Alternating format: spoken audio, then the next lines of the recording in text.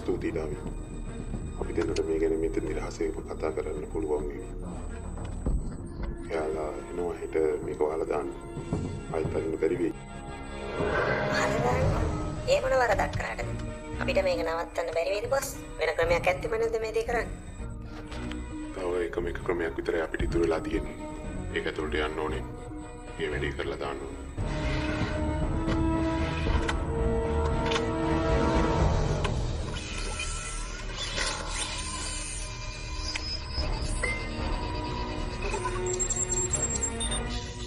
අපේ ප්‍රධානම ඉලක්කය තමයි මෙන්න මේ පුද්ගලයා.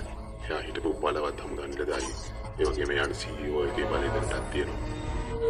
ඒ වගේම සේරම රාස් කපඩා කරලා තියෙන්නේ මෙන්න මේ චිප් එක ඇතුලේ. ඒ චිප් එක තියලා තියෙන්නේ උගක් අධික ආරක්ෂාවක් යටතේ. මේ කිතින් දේවල් ගන්න නම් මේ සේරම දේවල් පහු කරගෙන ඩාවින් ඔයාට මේක ඇතුළට යන්න වෙනවා. ඔයාට මේ දත්ත ටික මේක ඇතුලෙන් ගන්න වෙන්නේ හරියට මෙන්න මේ තැන ඇතුලේදී.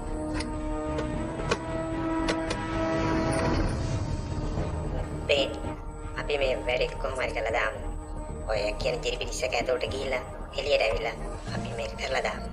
එතකොට හැමෝටම තේරෙයි අපි කරන්නේ හරි දෙයක් කියලා. හරි. හැබැයි පුතෝ මේ වැඩේ වැරදුනොත් අපි ඉවරටම ඉවරයි. අයියෝ මං වගේ පොඩ්ඩක් ධනාත්මකව හිතන්නකෝ බොස්.